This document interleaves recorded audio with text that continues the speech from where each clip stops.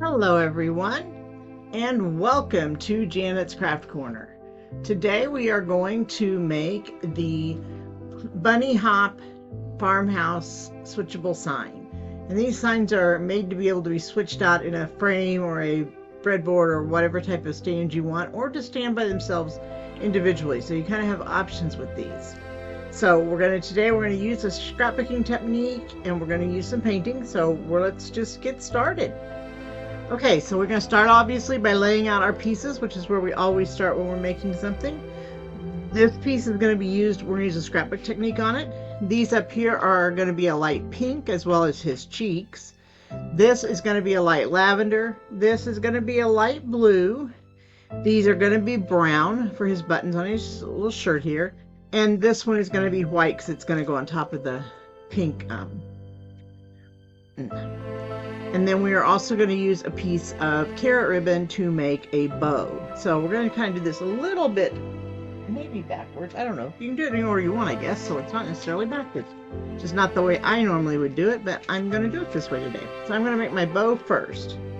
And for my bow, all we're going to really have to do, because this is going to be glued underneath another piece, is I'm just going to go like this to make, I'm going to make what we call a cheater bow. So you make the awareness ribbon sign. Kind of, you make form your bow into something similar to the awareness ribbon. And then you're going to tuck the back underneath it and make sure that's the right size what you want. And it might be a little big, but I think that's pretty good, because by the time we scrunch it, it'll be okay. And then we're going to scrunch up the middle. And then in some way, we're going to hold that scrunch. And so you have a lot of options. And so today, I'm actually going to use the thread option, which is my favorite because it just doesn't take up any space. It doesn't make anything any thicker than it was to start with. So I'm going to cut a piece of thread, I don't know, 12 inches long, give or take. Probably not that long, but like I said, I just cut. I don't really measure. And then I'm going to take and lay that thread across so that it's laying across the center of my bow with about an inch and a half sticking out off the top. And then I'm going to take the bottom half and I'm going to wrap it around the center of the bow. I'm going to get as close to the center as I can get.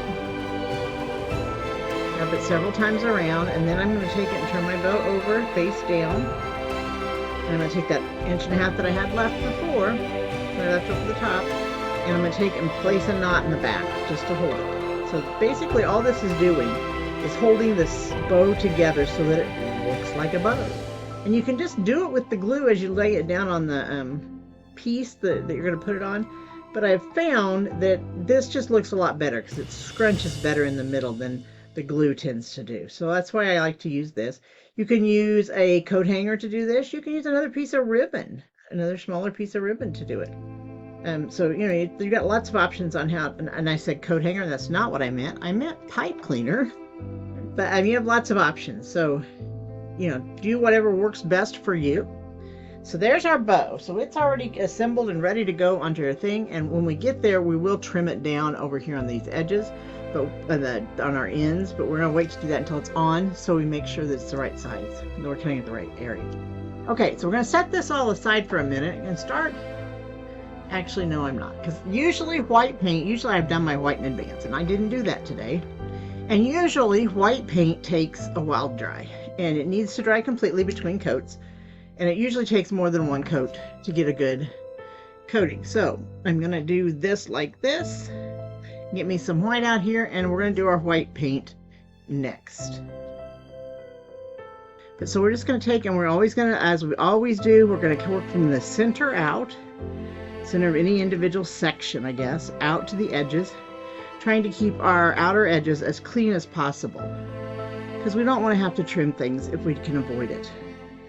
And honestly, with working this method, I almost always avoid, except when I do that. And if you didn't notice, my brush went off the edge and came onto that side there instead of coming from the middle, and I just did it again.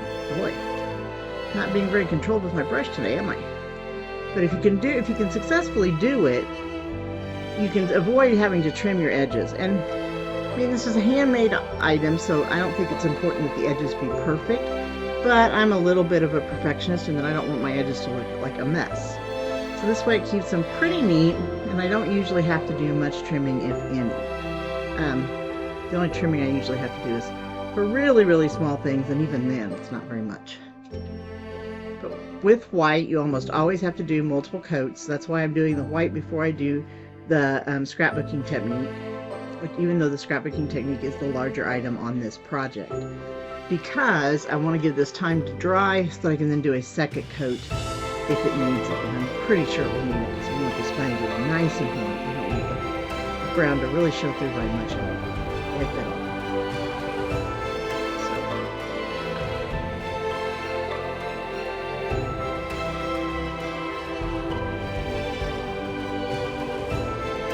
And as you'll notice with all of the wood that we use an MDF. Now once in a while it'll have a dark spot.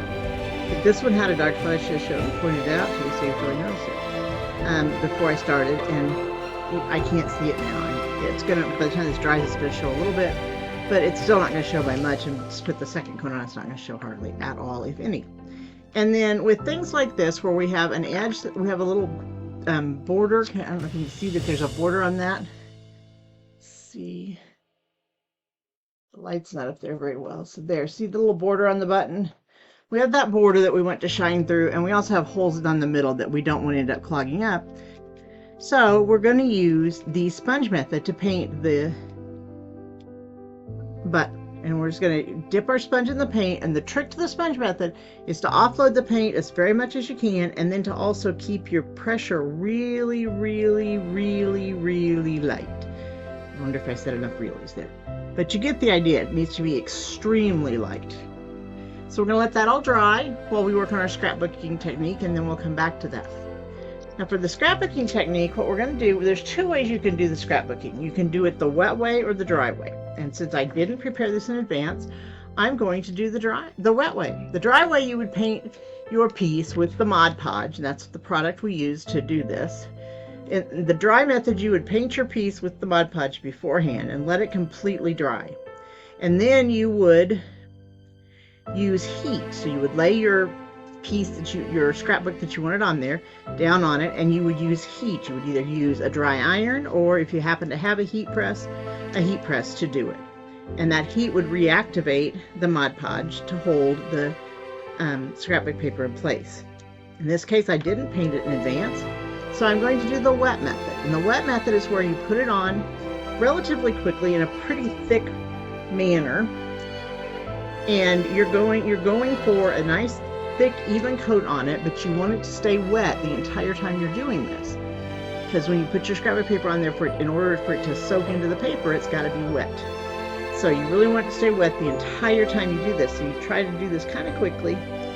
Mod Podge doesn't dry super fast, so you don't have to be extremely fast, but you do need to be somewhat quick about the painting process here. And it doesn't matter how many streaks you have. You just want it to be somewhat even. You don't want too many globs, or you'll be able to see those globs through the paper that you put on there. It'll make little bumps in the paper. So you're gonna just, again, keep it moving, keep it kind of thick. I didn't get that front part very thick, so it kind of dried quickly. So that's why I went back over that section. But just kind of keep it moving as quickly as possible to get it on there while it's all still wet. There we go. I'm just going to lay this over to the side right now. And then you're going to take your piece that you hopefully already cut, and I didn't. So we're going to learn how to do this without even cutting the piece. I did trim it a little bit, but you wanted, first of all, usually you would turn your piece over and trim your piece completely. In this case I didn't. You'll notice I've gotten like an inch up the top. So I'm going to make it work though, because you can easily trim it after the fact. And so that's going to work just fine when I'm done here. But the best way to do this is to turn your piece over, your piece of scrapbook paper over, before you paint your wood with the Mod Podge, and let the and draw an outline around your paper so that you cut off excess around it, and just have a little bit of excess on any given side.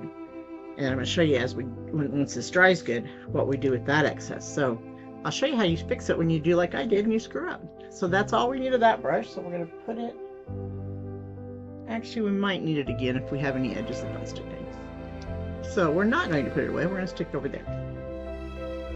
Okay, now we're going to get this back. And as you all probably know, acrylic dye dries really, really fast. So this is already dry. It's already completely dry. So I don't have to worry about putting another coat on and it, you know, just basically smearing and removing this coat. You do have to worry about that, especially with sponge painting, actually. Sponge painting is the worst place to do that because the sponge will pick up the other coats. But so this one is dry, so we're going to go back and we're going to put another coat of our white on before we finish with that completely. This coat of it, I am going to be a little more careful about how I have brush strokes, where my brush strokes go, so that I don't hopefully have any brush strokes that show. I'm going to be more careful about working my brush strokes out of it than I was with that first coat, because the first coat, obviously it doesn't matter, we're going to go over the top of it, so it really doesn't matter what our brush strokes look like. This coat it does, so we're going to keep going and make sure that we try to keep our brush always moving in the direction we want it, for number one, and number two, try to keep no brush strokes out there. So that's kind of it's a trick to, you got to just kind of make sure you just keep moving it until you get all the streaks of paint off of it, which is what we're doing here. And you'll notice I didn't worry at all about the engraved marks that are on this, and that's because, except for the eyes, these engraved marks are all 100% where something is placed, or what I call placement marks. And those you only need to be able to see enough to glue something on top of it, and you'll be able to see it a little bit through it. It just won't be a very clear line. It wouldn't be something that you could see from, say, a distance across the room, or even glancing at a shelf. So that's why you don't need to worry about using the sponge method on a piece where it's only got marks that are for placement. I'm actually going to leave, because it's not looking like it maybe, I kind of like my bunnies to be really, really light, and so I think I may leave this off. I'm going to leave the brush out a little bit and see, but we'll see what happens. Okay, we're going to use our lavender to paint our sign, the background of our sign, and I'm using lavender that has very little lavender left in it, but hopefully I can get a little bit out and use it for this before I throw it away. I've been having it sit over here on the side standing, and I'm going to get a dribble. That's all I need. And that's it. And that's going to be it for that bottle, because I literally got a dribble. Okay, give me a brush here.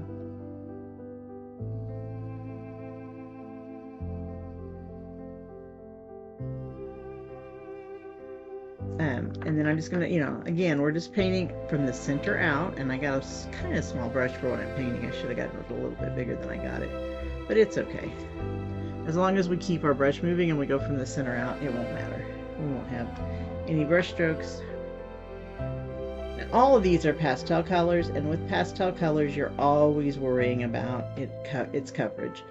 In most cases, even a pastel in the acrylic will cover, and you don't, with one coat, you don't have to go to two. And that's one of the reasons I use folk art instead of decor art Americana, because the decor art Americana is a little thinner paint, and therefore it doesn't tend to cover quite as well. Decor art Americana, though, has some extra colors that folk art doesn't tend to have as many of it. Okay, and then we're going to get our blue over here, because our hop sign is in our blue. The letters part of the sign is in the blue. And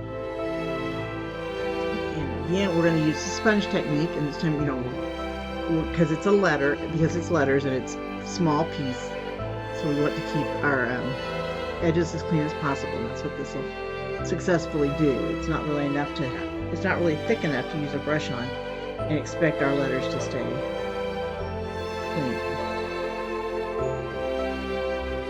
Now I'm going to check my white one more time before I go do the pink. Actually, no, I'm not. I'm going to do the pink first, because the pink might need two coats too. So I'm going to do the pink next. Part of the reason I was going to wait is because the pink is also used for the cheeks, and it's using a sponge method for the cheeks. or actually it's usually, yeah, sponge method. I said it right. But in the interim, I'm going to use some pink for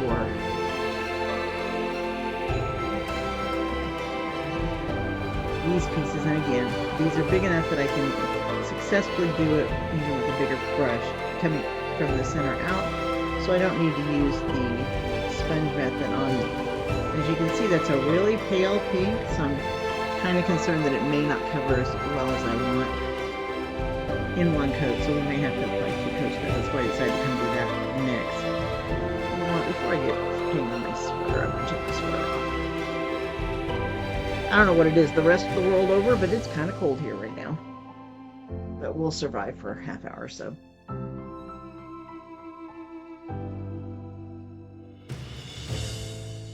Now, acrylic dries extremely fast, and in this case, I think the pink has dried enough from that first piece I did for me to go back over it for a second coat. So that's what I'm going to do here.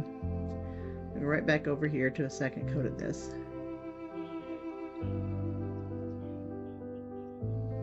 Which will give it enough, I think, coverage. It just has got a little bit, it's got a few thin spots on it. Not a complete thin coat necessarily, but a few thin spots.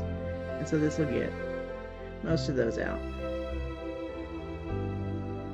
If you do go off the edge of your paint, edge of your piece a little bit, just do like I just did, use the edge of your finger, and if you catch it right when it's still wet, you can use the edge of your finger to pull it off, and you still don't have to edge it. And I'm actually being very lucky here. Knock on wood. I don't have any wood to knock on right here. Actually, I have all kinds of wood to knock on. When you think about it, knock on wood. Okay. And now then, I'm doing a really good job of keeping things where they belong. Okay, so I think we're done with that color. And I do think we need another coat of white. So we're going to go ahead and do another coat of our white, and then we'll go to trimming our scrapbook paper. I'll show you how to trim that, especially if you made the mistake I made and didn't trim it before you started.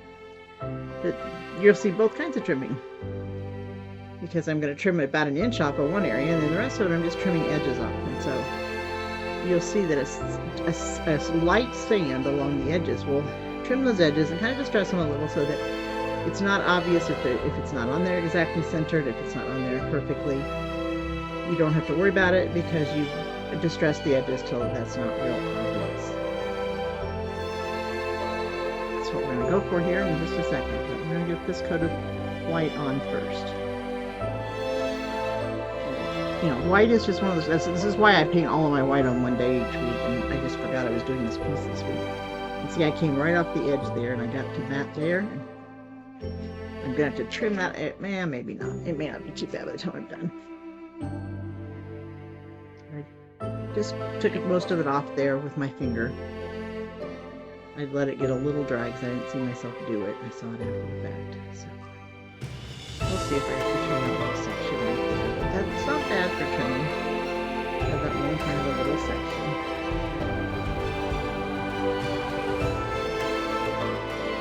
This is why I try to plan my week and try to plan what I'm going to paint that week and do all of my white beginning the weekend. So Mondays for me is white week. And I basically do one coat, and I use like 4 brushes by the time I'm done for the day, but I do one coat, wash that brush out so it doesn't dry, and then go about doing something else for a half hour, 45 minutes, come back and do another coat. And keep doing that until I have all of it done. Until I have all the coats that I want on it. I'm pleased with the way my white looks. And I'm a little picky, especially with white, in that I don't like to be able to see my brush strokes. And so takes a lot of coats sometimes to do that effectively.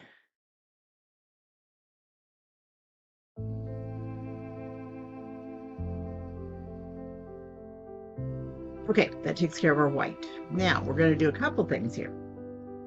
We didn't do our browns. We're going to go ahead and do it real quick. We're going to first of all do, because we want our buttons to be kind of a really, really, really light brown. And to do that, I'm going to use an actual technique that gets me an artificial stain. If I can get my brown to come out, it's all up in there. It's an artificial staining technique, which you can use with just about any acrylic color. It gets you a nice light coat. And that is to use a wet wipe. baby wipe, whatever, or just a wet piece of paper towel will work. But you don't need a lot of water, just damp. And you're going to get a little bit of paint on it. You can see I've just got a little bit there. And you're just going to kind of touch it. And in this case, I'm going to put a little bit on there because I think because how small they are, it's hard to spread it. So I'm going to put a little bit on there, and then I'm kind of going to pull it off with the rest of the wet wipe. So I get a nice, kind of a stainy look to it. Okay, that's done. Now, all of our painting is done, so we're going to set that aside and let it completely dry here while we work on our piece that we kind of messed up. And you know what? I remember I said I might need this. I do need this. I've got a corner here that's really pretty bad. I'm going to trim it first. So I'm going to use my X-Acto knife to trim this. And I'm just going to cut right straight down along across it to get it to where it's close to the sides of my board. And I didn't get very close. If I had done this right from the start, I would have turned the scrapbook paper over, traced onto the back of it the right size, and cut it with the scissors, and then I wouldn't have had to do that, but I did have to do that, so that's okay. And then I have a corner here that's coming up, so I'm just going to take and put a little bit of Mod Podge in that corner, and lower it down, and I put a lot of Mod Podge in that corner, but that's okay.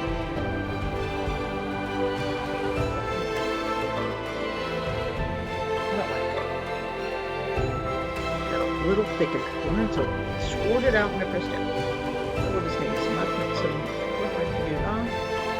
That one's okay, that one's okay, and that one's okay. Okay. So there we go. So kind of got our edge. So now what we're going to do is we're actually going to sand this. And what we're trying to accomplish with the sanding is, like I said, to even up our edge. And I'm going to see if I can show you from the back side, if you can see, you can see that little white strip coming out there, but see over here, well, it's there a little bit on all of them, but not nearly as much on some of them. So what I'm going to do is use my little sanding tool here, and just use some pressure and come down from the top down to kind of sand that edge up. And that'll work for even if you'd have done the whole thing, you know, like we did, like had that section up there where we had that large piece, because you can do this and it kind of makes a cut right there.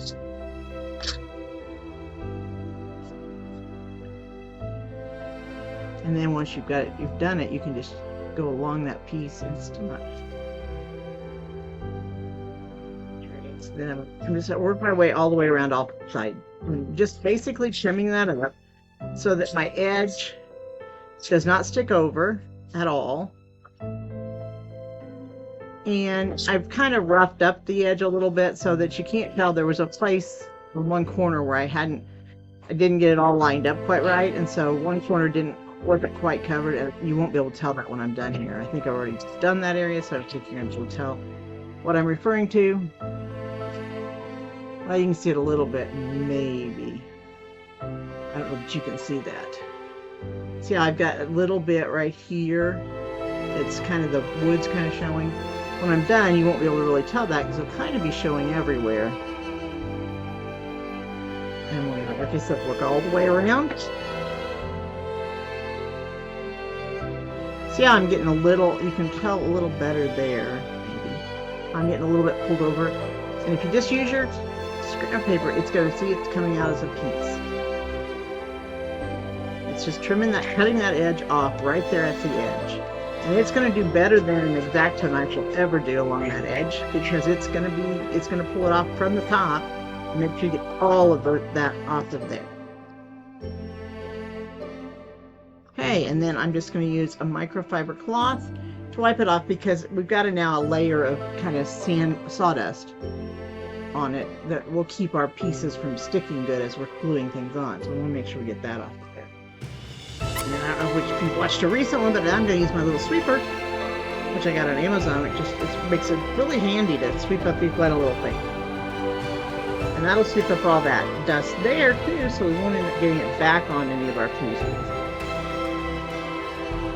So now then, we're going to go to here and we're going to take our pieces off. And our white is not quite dry because we did 3 coats, but I'm going to very carefully peel it off to the side. We're going to have to wait on it to dry a little bit. So we'll pull all of our pieces off. Okay, so that's all done. Oops, that made a mess there. Put that over there. Okay, I'm going to actually glue a couple of pieces here.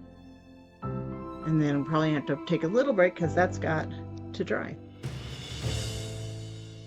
So our large button, and I'm going to use my, go back to get my X-Acto knife over here because what I'm going, even though I used the sponge method, I have a couple of places where this went down in the groove there that we want to, we want that groove to show as cleanly as possible. But I'm just going to use my X-Acto knife to kind of clean them out. And it works better if you do it and when it's still wet, but I didn't catch it then, so it will work when it's dry. You just have to put a little more pressure into it. And there, that takes care of that. Okay. Now we're just gonna, the large button is the center to our flower. So we're just gonna put a little bit of glue on the back of that. Drop it right there in the center. And this is that Precision Art Glue. Precision Designer Drives Clear Adhesive. I don't even call it Precision Art Glue here. That's what you look for, though. Look for Precision Art Glue, but it's by Art Glitter. Don't ask me why it says glitter, because it doesn't have any glitter in it. But it dries really, really clear, and I love that. It also has really good hold, which is even better. And it holds pretty quickly, so that you don't have to do a lot of setting. But it doesn't hold so quick that you can't adjust. So it gives you time to line it up. But then you don't have to wait around for it to dry like you do some of the other things. So it's not quite as bad as like super glue where it doesn't want to line up, or it doesn't want, you can't adjust it while it dries too fast. But it's also not bad for, we are still wet. So we're going to take a little break, guys. And I will, actually, nope, we're not going to take a little break. We're going to I'm going to grab some twine and then we're going to do our ribbon. And I'm using this on a breadboard.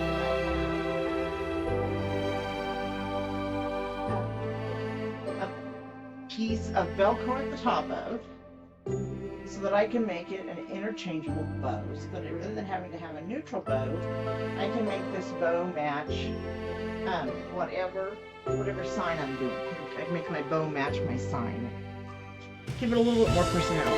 So I'm going to take basically 6 pieces of 6-inch, and they're approximately, they don't need to be perfect, and I had it folded in half. These are 12-inch pieces, and I had them folded in half, so I'm just cutting right where those folds were.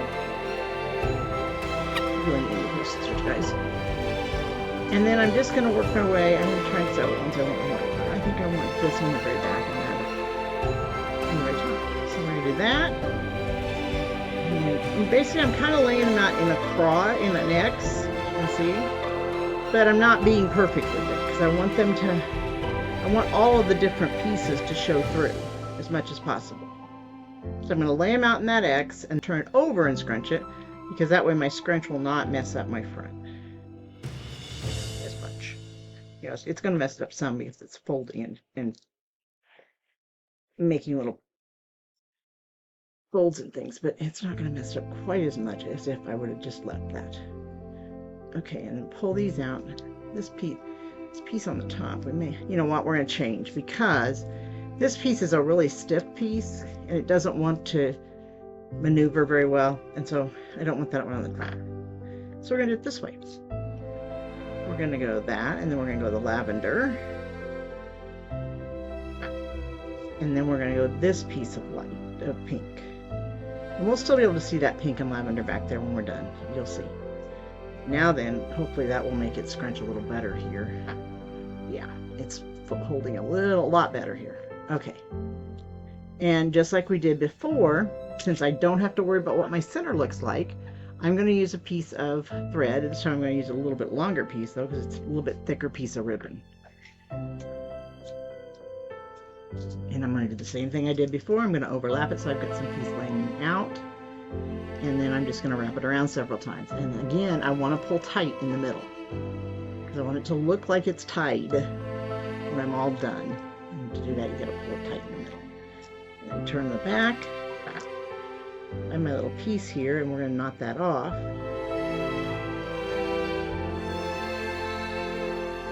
And this is, unlike the cheater bow, this doesn't actually have loops. So this is what I call a faux bow, or a false bow. It just kind of gives the impression of a bow because it's got ribbon all over the place, but it's not got any loops, so you can't really call it a bow. And then we're going to turn these off. And then, and I just said that I wasn't going to, this is not where that piece goes. So I need to grab a 12-inch piece of twine to cover that middle. And since I needed the 12-inch twine to cover the middle, you could have just not bothered with the thread and done it with the twine to start with. But I was not, I was kind of thinking wrong, so hey, sue me. Okay, so we're gonna wrap our twine around the middle so we get a little knot of twine there that looks like that's what's holding our bow together. I'm going to go as many times as I can with this.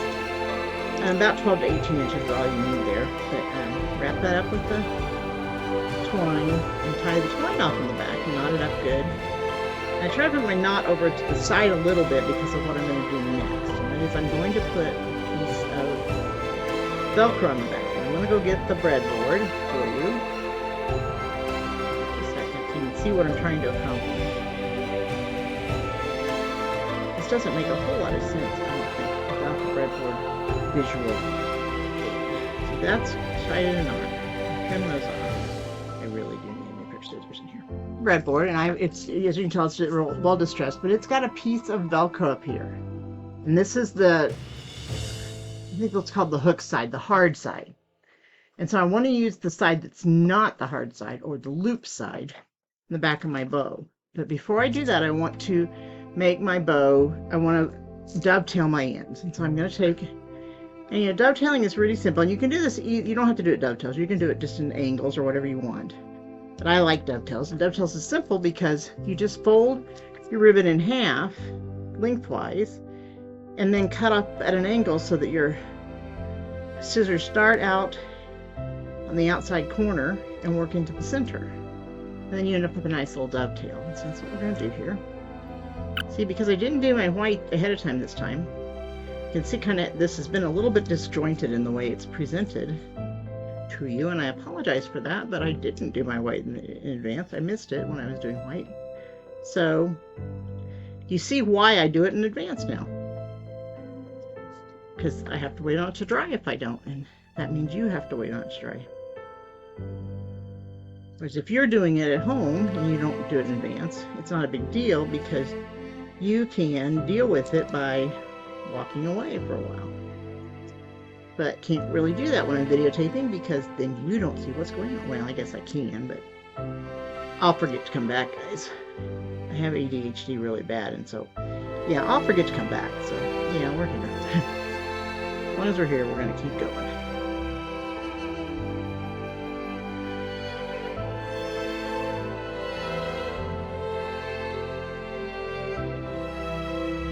So there you can see what the faux bow ends up looking like, and you can kind of see, because I'm not going to show you once I get this glued on the back because it needs to dry. Drying onto fabric takes a while, but then when you put it on here, it goes here, and if your farmhouse sign's down here, it's really kind of cute, see? And instead of having to have, like, I have a couple that have, in my kitchen there's one that just has a burlap bow on it, but I like this. This is in my family room, and I change it out for every season, and I like that I get to change the bow out too. So we'll keep that there because we're going to need it. We'll take this over here. What we're going to do is we're going to get us a piece of Velcro, the side that we need. So this is the loops side. And before I put this on there, I'm actually going to put some extra glue on it. The Velcro has a sticky back, and it will hold it for a while, but it will not hold it long term. And so by putting glue around the outside edge of it, like I just did, you can see that. You can tell, yeah, you can tell what that is. Then I'm going to turn it over and put it on here, and the sticky in the middle is going to hold it while the edges on the outside dry. And the reason it say that is because when you're using it on fabric, it doesn't tend to dry as fast as when you're using it on the wood, the hardwood on both sides, both parts. So there, we got that on there, and I'm using a clamp to hold those edges down because they tend to pull up there. And it's pulling up a little bit on that side there too. Okay, let's see if we can get this better here. And I'm just gonna, I've got a little edge here that's still pulling up, and I'm just gonna add some extra glue there so that the glue goes from the, when it's dry, it'll be kind of a glob, but it'll go from the there to there and not have a gap. Okay, and that's gonna sit over there and dry, and you're probably not going to see that because that usually takes about an hour or so to dry, but that's okay. So now we're gonna look at our pieces and we're ready to start assembling, and I think we're dry enough. We're still not quite 100% dry, but I think we're dry enough. Okay, I'm going to first of all do my eyes. It's easier to do this before you put everything together. I tend to forget half the time, but I'm going to remember today. So I'm using a acrylic paint marker, paint pen. I use the Thule brand. It's called Thule Art. Can you see that? That's the brand I like the best, and I'm just going to fill in my eyes up here. You can also just use a paintbrush. My daughter would use a paintbrush. She would never use the marker. But she has a much steadier hand than her mother has at this point in life. So this kind of compensates for the fact that my hand is very unsteady. And then those will dry and they'll be fine. Okay. So the first thing we're going to do is put our ears, and we're going to turn our hot glue down because we're going to use it here in a minute too. I'm just going to use a little bit of everything. We're going to put our ears on. The side, you can only see the part of the center because the ear slopped over. And then before we do the rest of our pieces, I forgot we need to do his cheeks. We want him to have some rosy cheeks. You have to do that before you attach the heart in the middle. So I have this is a dauber, but you could use a regular sponge too, depending on what you're doing. A regular sponge would work. Hopefully I've got enough paint here to make this work. Again, I offloaded it quite a bit, and I'm going to kind of dot it on, and then kind of smear it around. If you're a female, you know what I'm doing here. You're applying blush. If you're male, I guess you probably don't know what that means, and you'll figure it out. It's just, you're just making a little bit, it's going to look a little big here because I'm going up underneath that heart, but once I put the heart on, it won't look as big. There, I think that's good enough. Okay, there, he's got some cheeks. Now then, we'll put our heart on. Okay, and then we're going to glue him on there.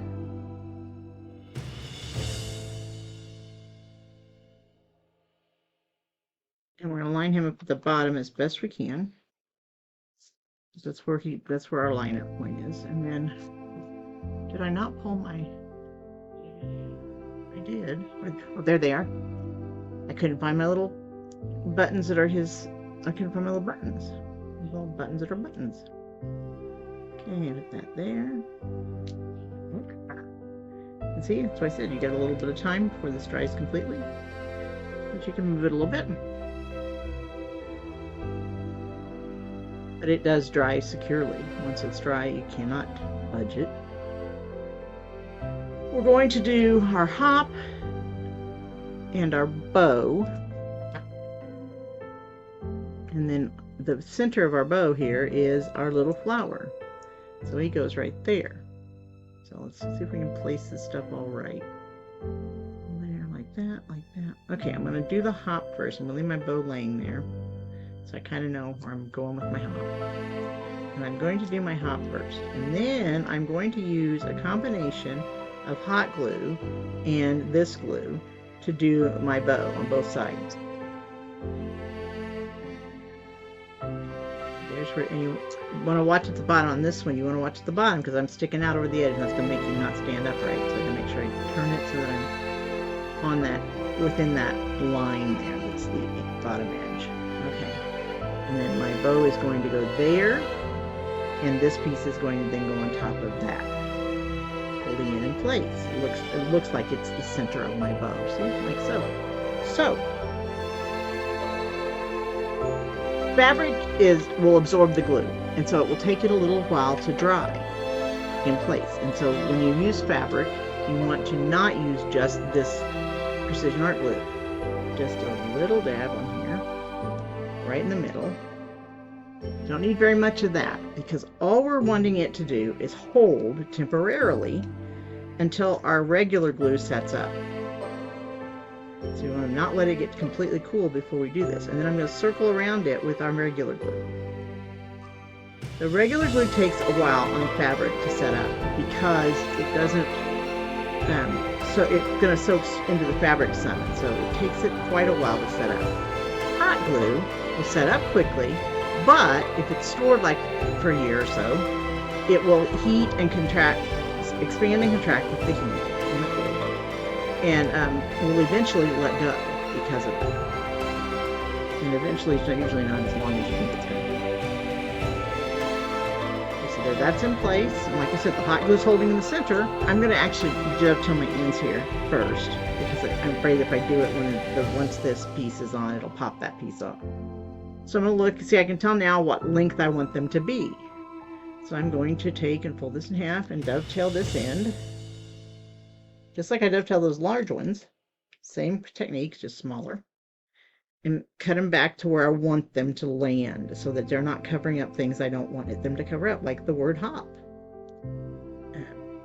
So dovetail that out. And see, the hot glue grabbed quick enough and strong enough that I didn't slide that around when I did it, which I figured I might, but I didn't, which is nice. Now then, I'm going to do the same thing on the top. I'm going to put a little dot of the hot glue right in the middle, and then I am going to surround it, keep the strings out of the way, with the precision art glue. And that will hold that piece on good long term. The hot glue will hold it short term, and the precision art glue will hold it long term. And I'm just going to take my little piece here that I'm putting on there and lay it down there in the middle, and just like that. And I'm actually going to take and put a little dot of glue right here to even stabilize that piece just a little bit more, because it hits right there. So I'm going to put a little dot of glue there, and I'm going to then pick it up and kind of slide it over there. Make sure it covers that piece right there really well, and it'll pick up there. And there we go, guys. There's what our little guy looks like. And that's all finished. And that didn't take us, it took us less than an hour total. And it won't be even an hour when I take the video and speed up sections, but it still took me less than a total hour. So there you go. That's what he looks like. He's a really cute little guy. And that you've seen the technique of using scrapbooking paper, and you can use that any place you want. You could have used a pink pattern scrapbook paper on these pieces if you wanted. You can use that any place you want. And I like it sometimes just because it gives it a little bit more character. So thanks for joining us. We hope you enjoyed it. We hope you'll come back again soon. Be sure to click subscribe and click the bell so that you get notifications when we place up a new video.